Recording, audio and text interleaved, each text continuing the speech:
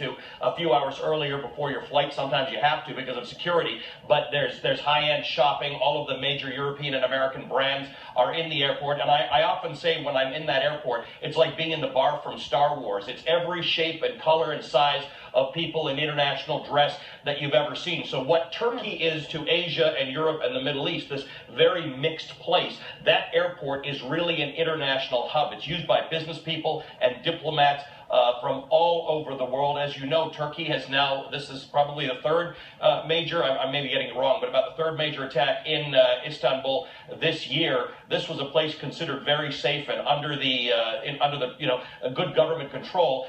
Turkey's got two things going on. It's fighting ISIS, although a little bit tepidly, but it's really fighting the Kurdish independence movement in that country, and those are people who have been targeting the government. So most of the attacks, we don't know what the evidence is, but the government tends to blame on Kurdish separatist movements in Turkey, which has really succeeded in making this tourist haven a very difficult and dangerous place to go.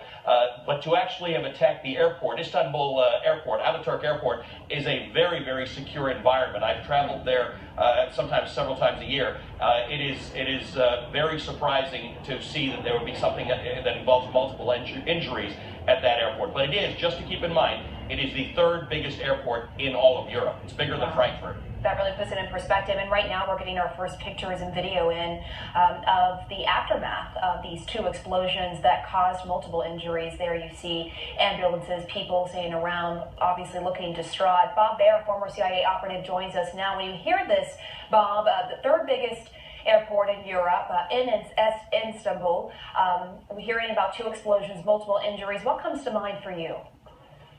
Well, right now, I'm looking at the Islamic State simply because there's been so many attacks in the last few days.